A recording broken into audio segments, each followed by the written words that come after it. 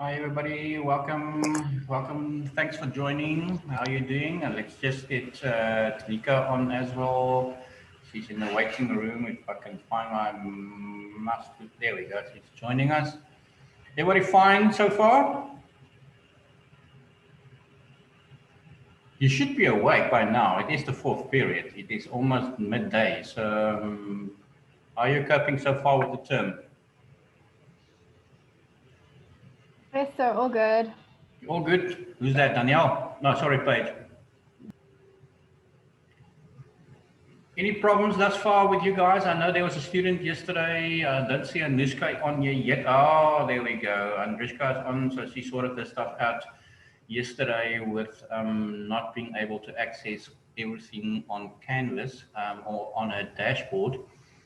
Um,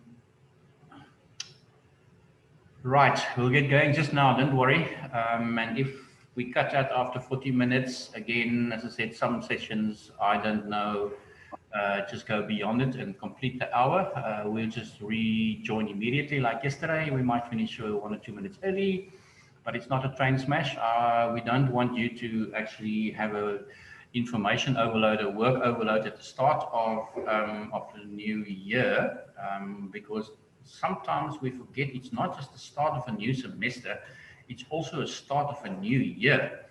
And I don't think that everybody is 100% ready yet. I think to go to full speed. So let's cruise into it. We do not have as much time as we would have had if we started earlier, like we would have done if there was no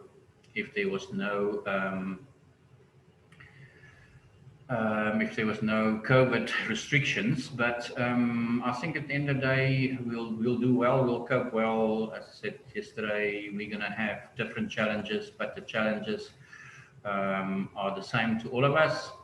And okay, just want to rejoin that and go to the share screen option again. Okie guys, I just want to change that PowerPoint first, because it appears that no day is going to go without any challenges. Anyway, let's get the shared screen going and we can start the session today. Any questions at any point that any of you might have, more than welcome. Just pop it up and raise your hand or unmute yourself. And we should be fine.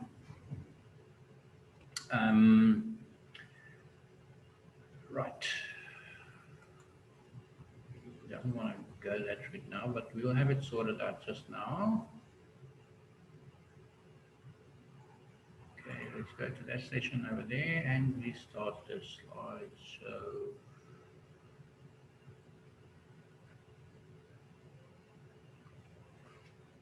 Just want to get the full screen here, and the challenge at the moment is getting the mouse to move properly. As I said, if it's not one thing, if it's not light shedding, it would be another.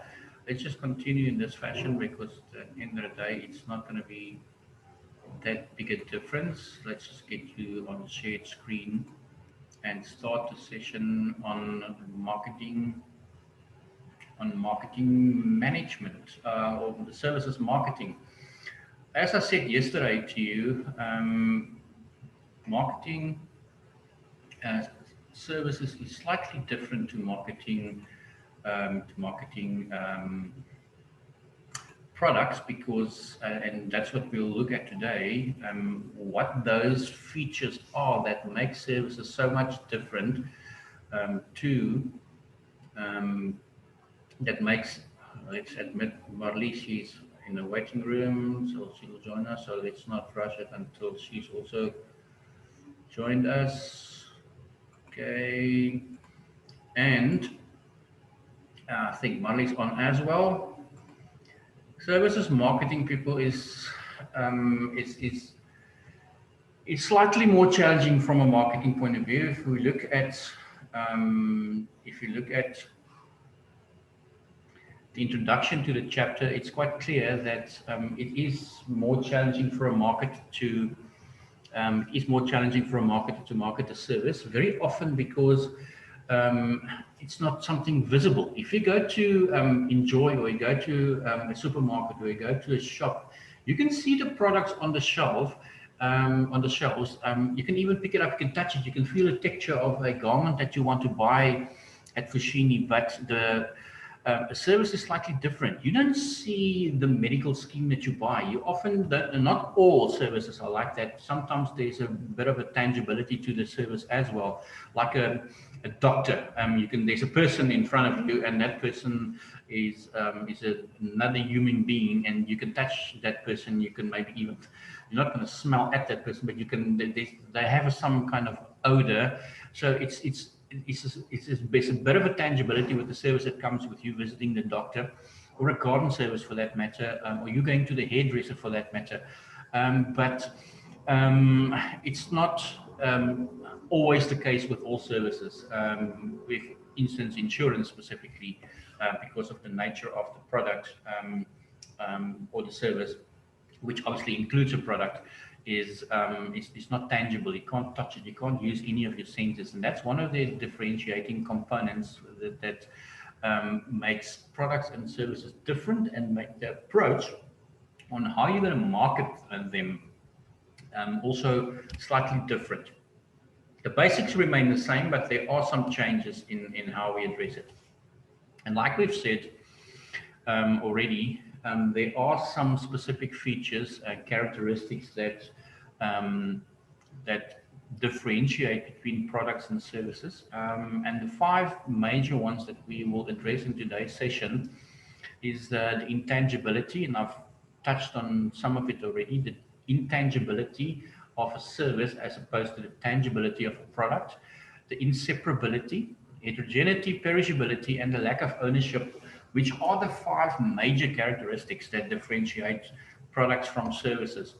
If we look at what is formally defined, or what is formally categorized as a service, where a product is a physical, tangible item that you can use your senses to smell, taste, touch, and even taste.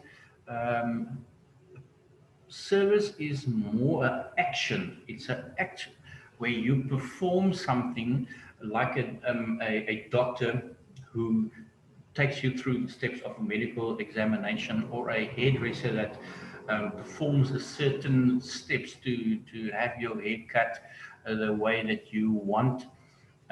There's a certain action that happens, and the action is done not by the customer who receives that service, who have bought and will pay for that service, but it's actually done by the service provider. In other words, the hairdresser, the doctor, the dentist, whatever service you are engaging in. So it means that there is still an exchange of money, because there are services that are free, but they are very limited. But if we go to traditional services definition, there is an exchange, because you have to still pay for that hairdresser, for the hair, for your hair that has been cut, or for the doctor for that visit and that checkup. You also don't take ownership of that particular service. And we'll see later on in the chapter, there's also shared ownerships, or shared usage of a particular service, but you never can take ownership of a service. In other words, you cannot, once you've paid for the use of a service, like a medical. Let's look at a medical, a Discovery medical package, for instance. I dealt quite severely with them in the last 8 weeks with my knee operations and the recovery and everything. And I cannot use my medical scheme. Or neither of you, let me rather put it that way, neither of you can actually use my medical. My medical is listed to be me as the main member and my 3 family members, wife and 2 children, as the other beneficiaries. In other words, if any 4 of us get sick, we can use that medical plan to cover our expenses. I cannot add any of you if you're not a family member or not. If you do, there's a process that you go through, because it often happens that that people without or siblings without parents or next of kin needs to be on somebody's medical, but that's more the sort of exception than the rule. In other words, I cannot. The benefits of my medical plan only applies to the members in my family. If you're single, it will only apply to you, and you cannot pass it on to somebody else. Let's look at basically what we see on the screen there. I've already sort of touched on the fact that that all products or all services have some products, for instance, have some tangible products also have a services element to them. And once later on, when we look at, I think it's on the next slide, we look at the on the tangibility continuum, where you have on your one side a pure service, like we see right at the bottom of the slide, which is a service in itself. That it can't be a product. It hasn't got anything else. It's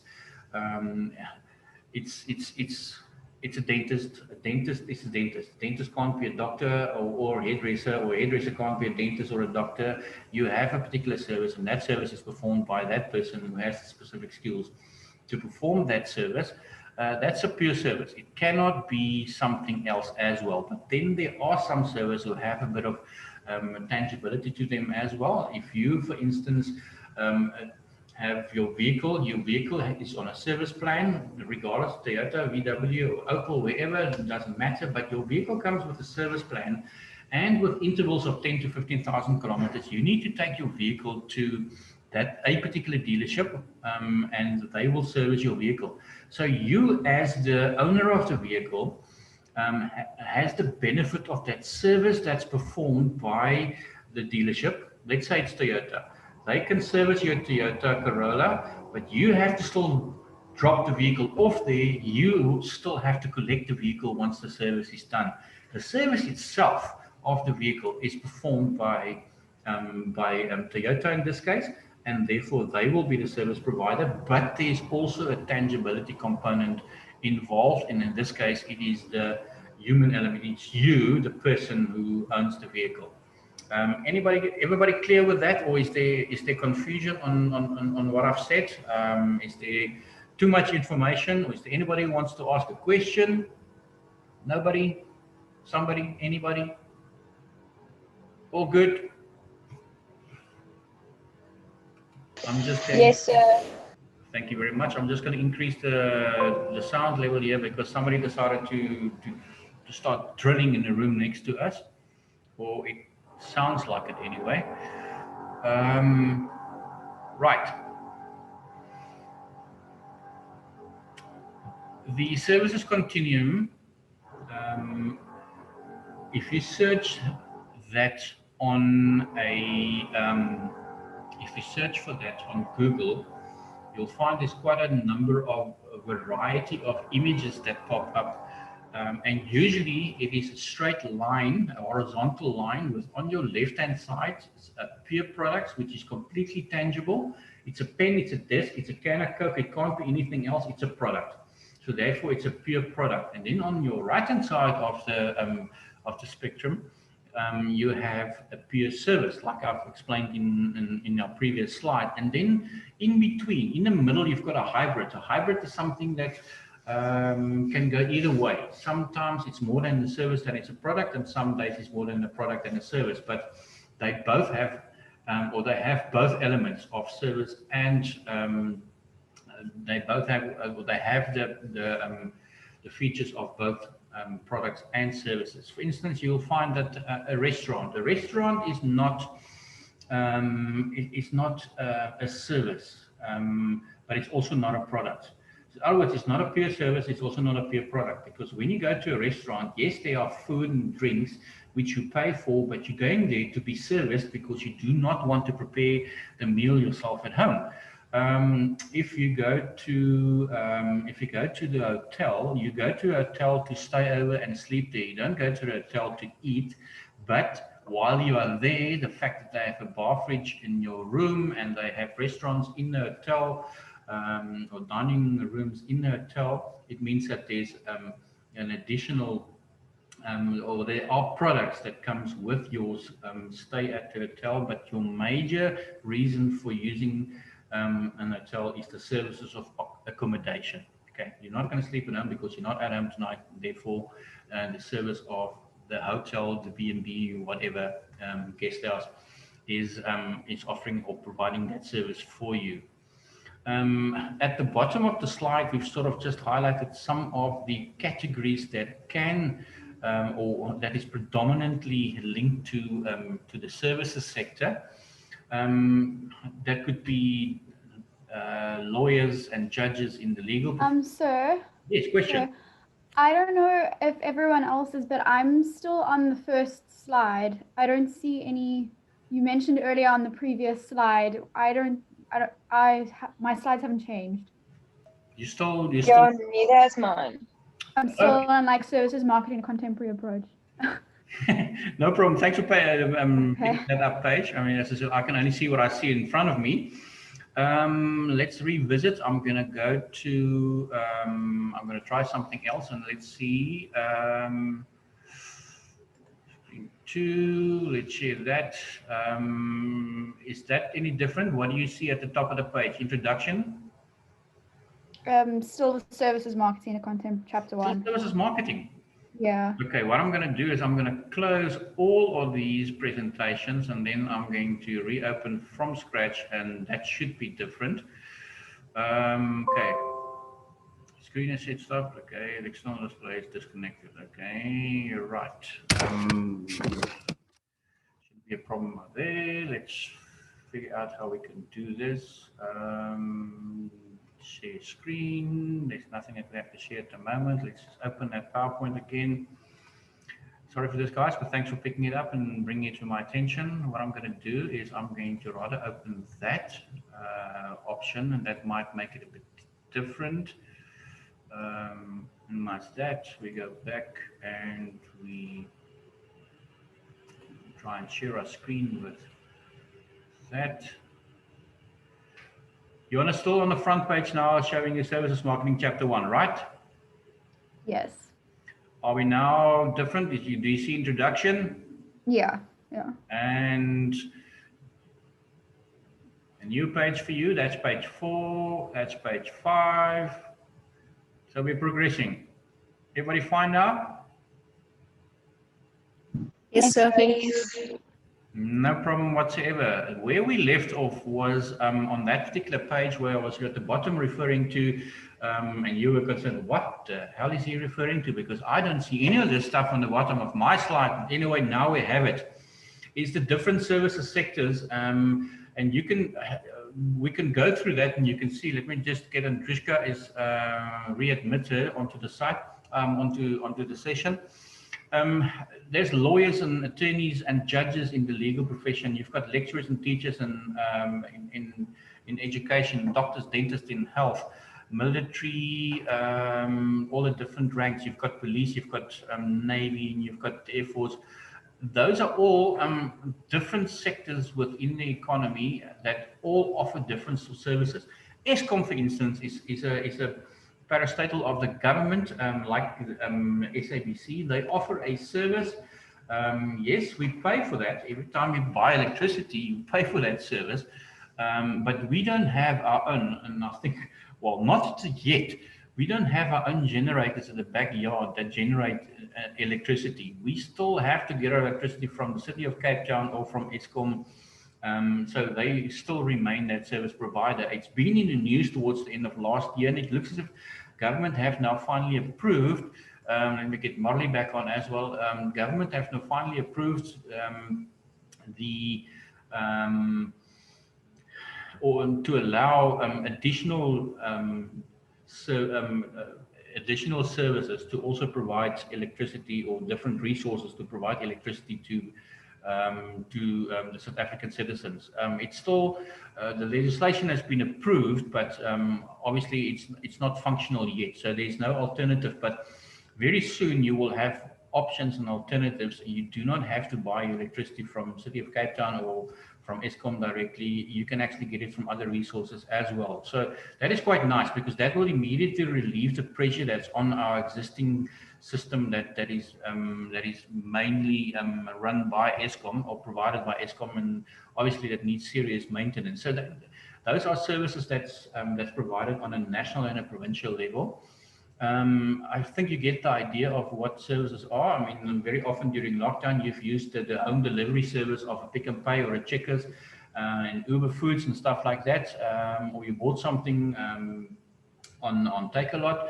Those are all services that's provided. Take a Lot, the stuff that you buy from Take a Lot. Take a Lot doesn't have a factory where they make the toasters and the snack widgets and your irons and fridges and whatever. I mean, nowadays you can even buy furniture on Take a Lot. I saw. They don't make those and manufacture those items themselves. They provide the service of collecting that from the different businesses, storing it in their warehouse, and then distributing it to the different points and the different people who have bought. So when you go on to Take a Lot, they don't necessarily have certain items in stock, but they are linked to the suppliers that support them.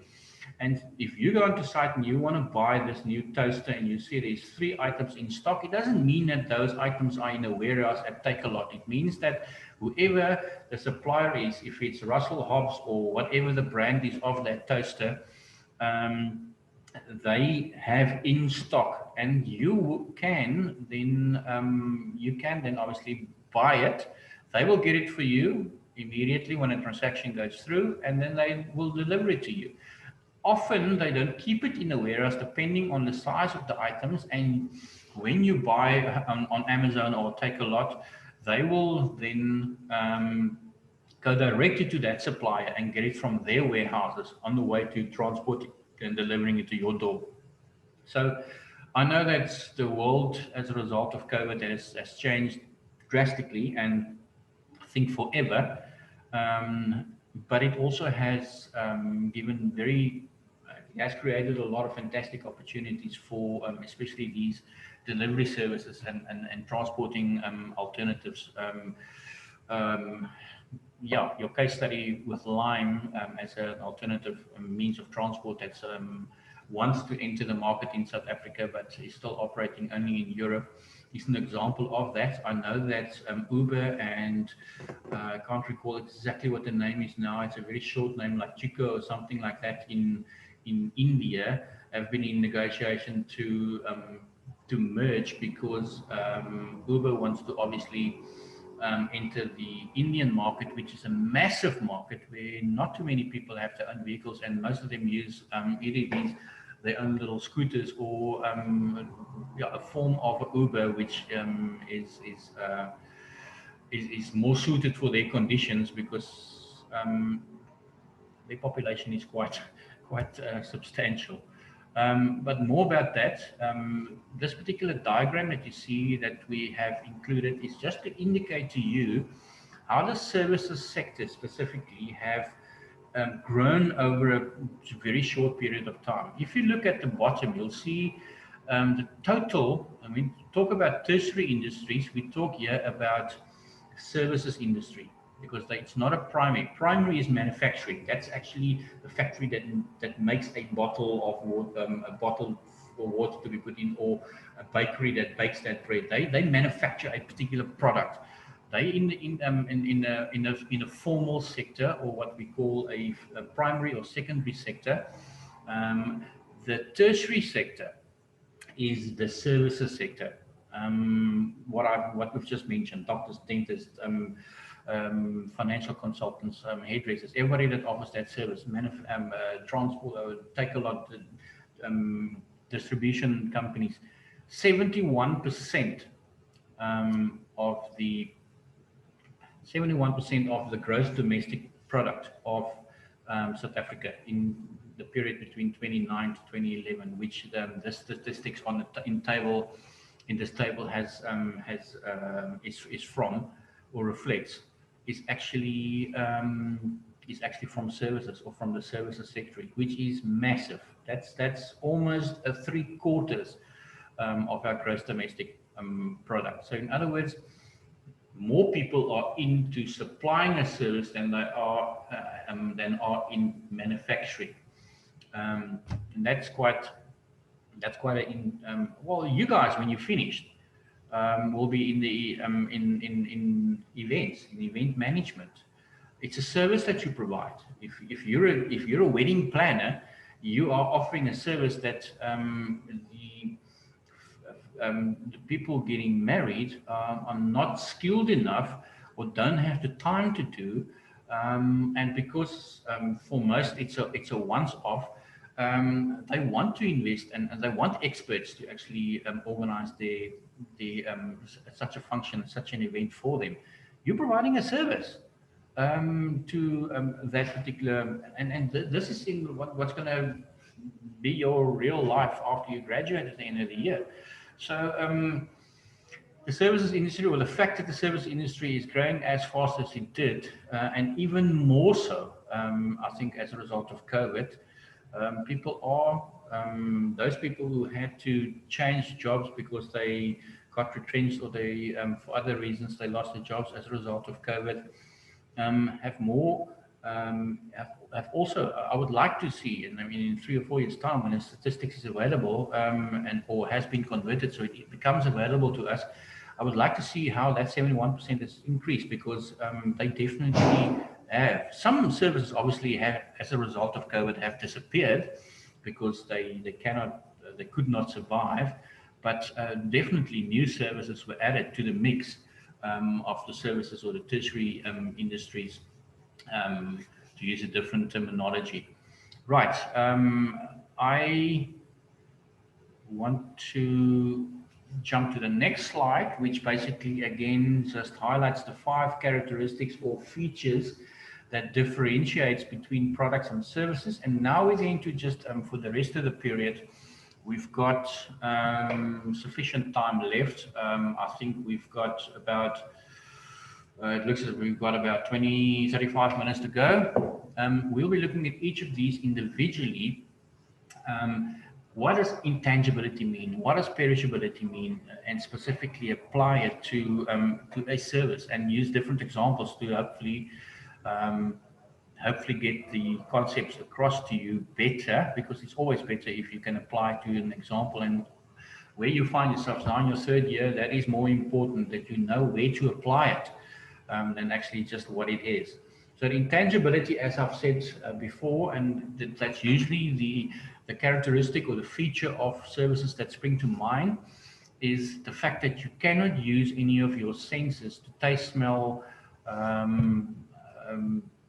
feel, or even see some of the services that's offered, where that is definitely the case when you buy a product, because that's one of the reasons to go to the shop, because, or why you go online, you want to see, there must be an image of the product that you're going to buy, or you, in the case of going to a mall to buy clothing, you want to also feel the garment itself, what the texture is like, if it's light, if it's, you don't want to get home after you bought something and then it itches your skin, kind of thing. So that's why you go to the shop. You want to touch or feel and use your senses, as many of the senses that you can, to before you make the purchase. Services are slightly different in that regard.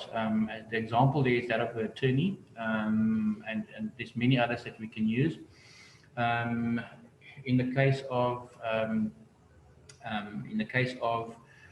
attorney, you cannot touch the service that they offer. You can experience the benefit of the service that they offer. If you are represented, if you seek legal representation, it means that they offer a particular service, which is their expertise, and you obviously want to be innocent, found innocent or not guilty, or not even go to court if it's not necessary. But their services is their expertise of knowing the law and knowing how to structure a defense, so at the end of the day you don't end up with any litigation against you. And I think that is a very good example. Sometimes you don't have to be there to experience the entire service. Sometimes you do have to be there. If it does end up in court and you are defended by your attorney, you also have to be there as the accused. But that's just part of the service. You cannot touch the service itself. You can touch the lawyer, you can touch the attorney, yes, but that's just the person performing the service. The service itself, you only benefit from. You cannot physically touch it. Okay, that's an example of the tangibility continuum that I've referred to, but there are better. This is the one I've used because it's in your manuals. But there are better images available to illustrate to you what specifically the intangibility or the tangibility continuum is, with your pure products on the one end and your other extreme, your pure services on the other end of the spectrum, and then a couple services or products in between that are very often seen as hybrids because they can be a service. There can be a product that comes with a service, or there can be a service that also, as I said, carry products like, for instance, you're going to the hairdresser. After you're going there to get your hair done, once you've had your haircut, you might buy some of the hair gel or some of the products that they stock at the hairdresser, for that matter. Okay. At any point, you're more than welcome to just interrupt me, unmute yourself, and ask a question. There will be a point later on, probably not today, but later on in the week and during the course, where I specifically will address a question at a specific student, and then I will unmute that student to be able to reply to me, just to make sure that you are still there and that you haven't nodded off or left the session completely, or in the kitchen somewhere making preparing your lunch. Just hang on a bit, we're almost done, and then you can have your lunch. Why is it important? Why is intangibility important? It's important for marketers to know this because the process of marketing a service is difficult, as we say, because of the fact that you can't, or very often you cannot show the client the service that they are going to buy. It also becomes challenging because the pricing is very difficult, because if you see something, you touch it, and you look at the product and you turn it around in your hand, and maybe even if there's a sample, you could taste it, you have an experience, which is very often a quite positive experience, and as a result of that, you then buy that particular product. And when somebody says to you, listen, this is $10 for this particular product, because of the experience you've had, you actually would either be happy with $10 and think it is a reasonable price, you think it's too expensive or too cheap, for that matter. Very often, if it's too cheap, we won't buy it, unless it's a 2-for-1. So pricing is very challenging sometimes, especially because you do not often, with many services, you do not see the immediate benefit. You paying the insurance on your car, every first, second day of the month, the debit order goes off, and there's another couple of $100 gone, or sometimes thousands gone. And next month's the same, and the next month's the same. You are still have that service, and you're still paying for that service, but you haven't experienced any benefit. But then somebody jumps a red light and or rams into your tail, and you need to fix your car.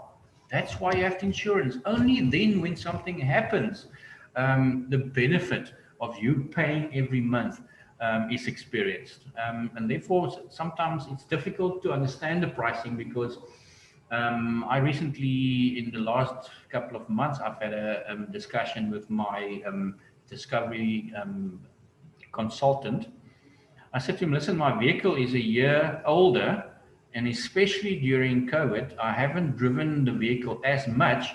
Why is my insurance premium going up?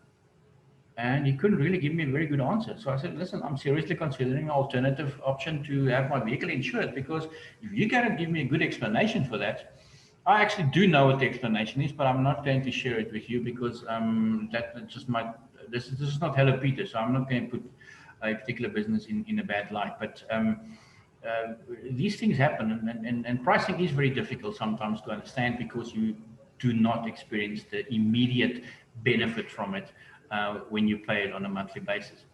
Branding sometimes is a bit easier, where there is tangible products involved with the service as well. For instance, you can advertise a restaurant or a hotel and the packages that they offer. So they are selling the service through selling the experience that you will have if you go to a particular hotel or guest house.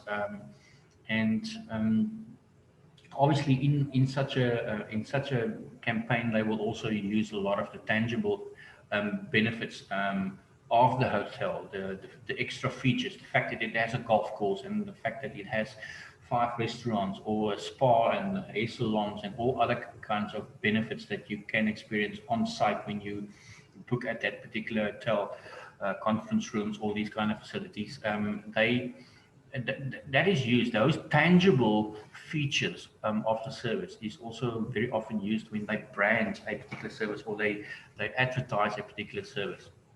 Sometimes because we do not see the immediate benefit or experience the immediate benefit of a service, it is perceived to be a riskier transaction than buying a hamburger and a Coke from McDonald's.